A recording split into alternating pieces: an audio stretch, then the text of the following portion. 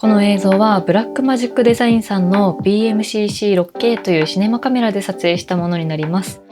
私は動画の色をがっつりと作り込むというような感じではないんですが、今回はそんな私がこのカメラをしばらく使ってみて感じたことをお話ししたいと思います。皆さんこんにちは、チリスタジオです。よろしくお願いします。このチャンネルではカメラのある暮らしをちょっと素敵にをコンセプトに機材レビューや作例紹介、あとは 3D プリンターで作ったカメラアイテムをお届けしています。現在 YouTube のチャンネル登録者1万人を目指して頑張っておりますので、ぜひチャンネル登録やコメントをいただけると励みになります。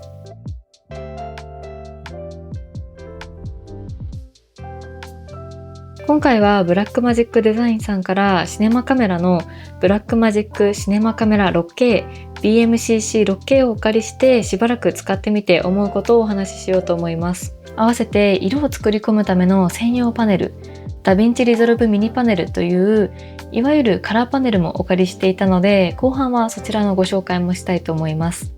レンズはシグマさんの 14-24mm F2.8 と 24-70mm の F2.8 この2本で撮影をしました。普段私はソニーのカメラをメインで使っていて、動画を撮るときは S ログで撮ってダヴィンチリゾルブでなんとなく色を整えるくらいなので、カラーグレーディングにすごく詳しいっていうわけではないんですが、そんな私が今回シネマカメラとレンズと専用のパネルまでお借りして勉強しながら使わせていただきました。今年の6月にダヴィンチリゾルブバージョン21となって写真編集用のフォトページというものが追加されました。お借りしたパネルについてもご紹介しつつ、写真編集の部分についても触れながらお話ししようと思っています。普段動画編集をあまりしない方や、こういったカラーパネルにあまり馴染みがない方でも楽しめる内容になっていると思いますので、ぜひ最後までご覧ください。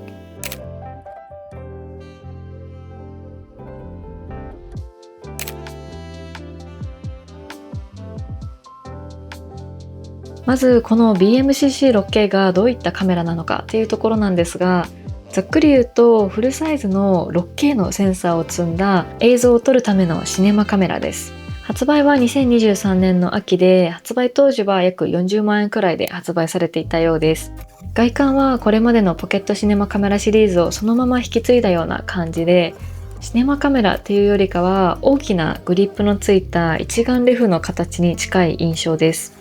背面には5インチのタッチモニターがあって、チルト式のタッチディスプレイとなっています。重さは本体だけでおよそ 1.1 キロぐらいなので、今回のシグマの 24-70mm をつけると約2キロほどで、私にとってはなかなかの重量感にはなります。そしてボタン類を見ていくと、上面部には電源、そして3つのファンクションボタンがついていて、任意の機能を割り当てることができます。人差し指側には ISO、シャッタースピード、ホワイトバランスの調整ボタン、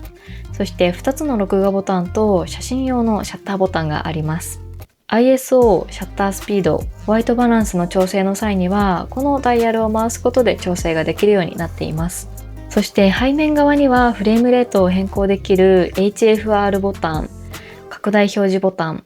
メニューボタン、再生表示ボタンがついています。側面にはマイク入力、3.5mm のヘッドホン出力、フルサイズ HDMI コネクター、USB 拡張ポート、12V の DC 電源、オーディオ接続端子が搭載されています。センサーはフルサイズセンサーを搭載していて、ダイナミックレンジは13ストップ、デュアルネイティブ ISO は400と3200、マウントは L マウントなので、今回はシグマさんの 14-24mm と 24-70mm、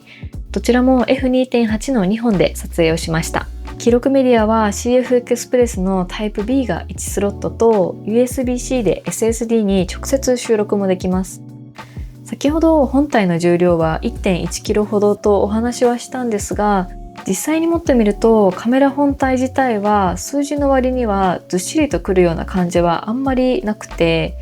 筐体は結構大きめではあるんですけど、金属の塊を持っているっていうような密度感ではないです。ボディがカーボンファイバーとポリカーボネートの複合素材でできているようで、軽くて丈夫な素材を使っているそうです。それから本体に冷却ファンが入っていて、上面と底面に通気口があります。電源を入れてしばらく撮っていると本体がだんだん暖かくなってきて、通気口から風を感じます。熱をちゃんと逃がすことを前提にした作りなんだろうなっていうのが触っていての印象です。そしてこのカメラの一番の特徴なんですが、記録形式がブラックマジックローのみで、後から自分で色を作っていくのが前提になっているカメラになります。なのでロー撮影をすることで後からホワイトバランスだったりとか ISO を変更することができます。また映像の撮影のためのカメラなのでシャッターアングルにも対応していて、自分の撮影したいフレーム数に合わせてシャッタースピードが自動的に決まります。なのでロー撮影の時にはホワイトバランスとか ISO、シャッタースピードに深く操作をしなくてもいいので、考えることを減らすことも可能になると思います。私は背面モニターで露出を確認しながら F 値と ND フィルターを操作するっていうような使い方が基本でした。モニター画面ではロー撮影だとこのように映りますが、ただ撮影中ずっと眠い絵を見続けるのかというとそうでもなくて、カメラの中にラットが入っているので、モニターや HDMI 出力に当てながら撮ることができます。あとは自分で用意したラットを読み込むこともできます。しかもこのラットは映像に直接焼き込まれるわけではなくて、ローのデータはそのままで、こういう色にしたいですっていう情報だけがファイルに一緒に記録されているので、ダヴィンチリゾルブを開いた時にはその色が当たった状態から始められますし、気に入らなければ外してその状態に戻して好きなように編集をすることができます。オートフォーカスについては最新のアップデートで AFS、AFC、オブジェクトトラッキング、フェイストラッキングが搭載されています。このフェイストラッキングの機能のおかげで打ち返しのモニターは欲しいところではありますが、背面モニターをタッチして自分でピントを合わせて一人で撮影することもできます。またボディ内手ブレ補正も非搭載ではあります。ですが BMCC6K はカメラの動きのデータとしてジャイロデータを映像に一緒に記録しているので、ダヴィンチリゾルブでジャイロセンサーのデータ情報を使って補正をすることができます。なので手持ちでの撮影で少しブレてしまっているなと思っていても、ダヴィンチリゾルブ上で補正をすることでまるで三脚で固定したかのような映像に補正をすることができます。ブラックマジックデザイン製品のすごいと思うところは、圧倒的に速い開発スピードとアップデートがどんどんと発売されたカメラに導入されていくので、購入したカメラを長く扱っていけるところも会社としての大きな魅力だと思っています。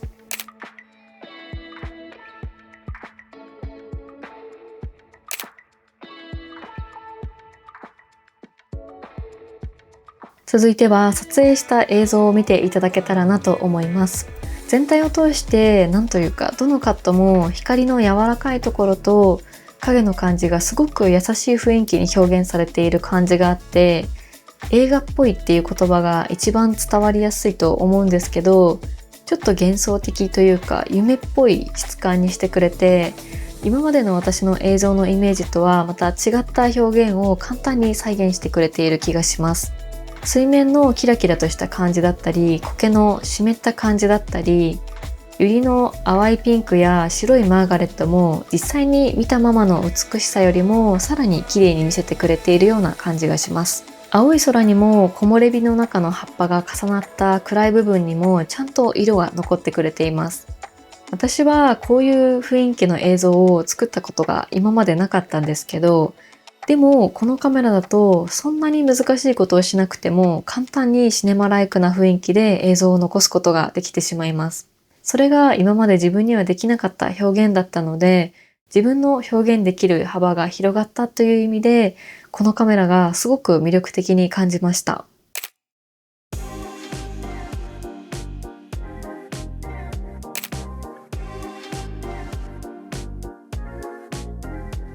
そしてここからが個人的に一番楽しかったところなんですが、色を編集するための専用のパネル、ダヴィンチリゾルブミニパネルというカラーパネルもお借りしていたので、それについてもご紹介したいと思います。こんな感じで、まずトラックボールが3つあって、ダイヤルとかノブがたくさんあるような感じで並んでいて、上段には液晶画面が2枚ついているというような仕様になっています。最初はお借りしたのはいいものの、使いこなせるのかなっていう心配もしていたんですけど、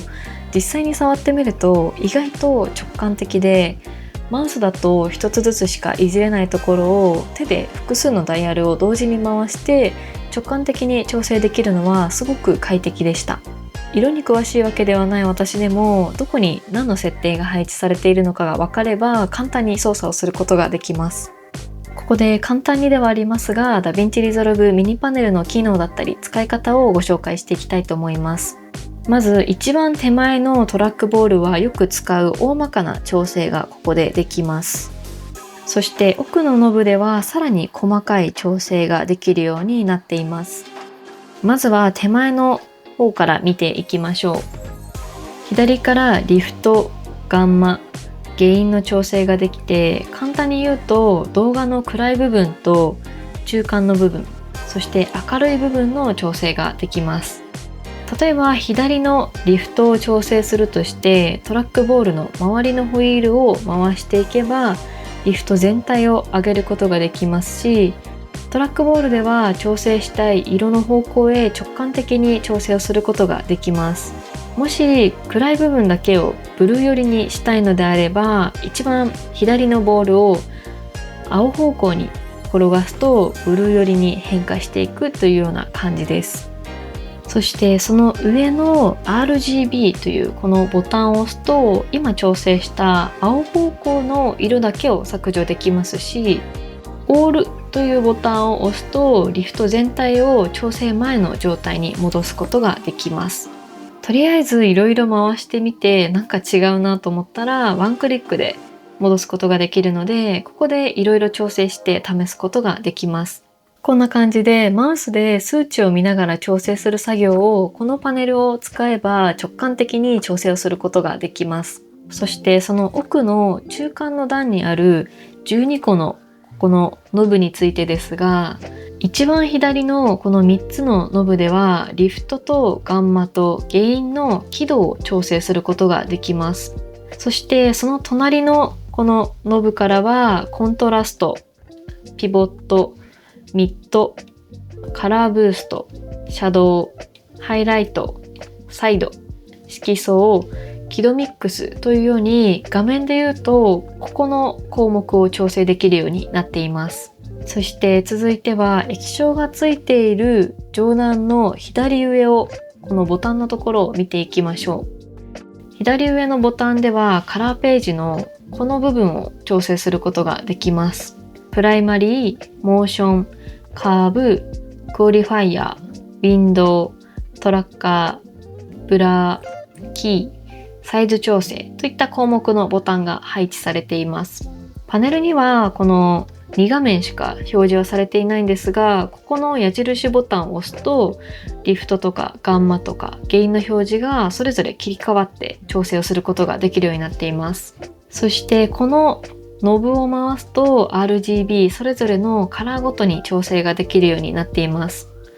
このノブを回す時の抵抗感はすごくシームレスで、このパネル自体の上質さがすごくよくわかる気がします。そしてもしこの調整を戻したい時にはこのノブを押し込むと元に戻すことができます。続いてはその右側にあるこのボタン類についてなんですが、ここではノードを増やしたりとかノードをコピーしたりペーストしたりっていうようなことができます。さらに最後はまたここの手前の右側のボタンのところに戻るんですが、この右側のボタンではまずはここで再生と逆再生、停止ボタンがここについています。そしてここでは次のクリップに行ったり前のクリップに移動したり、ここでは1フレームずつ移動したりとかループ再生できたりっていうような感じで、よく使うところだとこういった機能をこのボタン一つで切り替えられるようになっています。また映像の1フレームをスティルとして保存する場合には右側のボタンにあるここのグラブスティルというボタンを押すとギャラリーに保存されて、このまま画像を書き出すこともできます。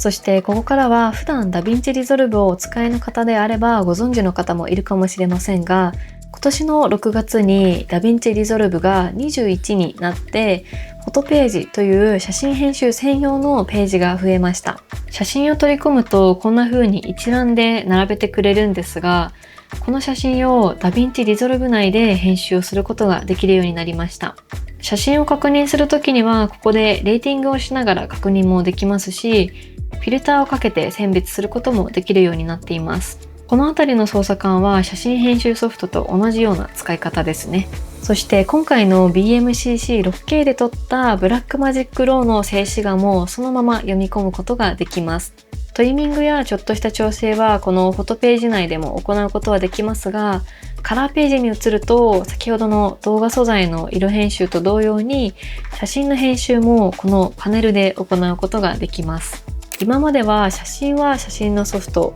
動画は動画のソフトでやっていたことがダヴィンチリゾルブだけでできてしまうようになります。マウスで操作するのとは違って直感的に操作ができるので、パネルの使い方を覚えてしまえば簡単に編集ができると思います。そんな感じでカラーパネルについてもご紹介をさせていただきましたが、今回この BMCC6K とカラーパネルを使ってもう一つ別の映像も撮りました。私が制作したプロダクトの開発者インタビューという短編作品ではあるんですが、そちらもこのカメラで撮影、そしてパネルを使って編集しています。いつもの私の動画の雰囲気とはまた一味違う雰囲気になっていると思いますので、よければそちらもチェックしてみてください。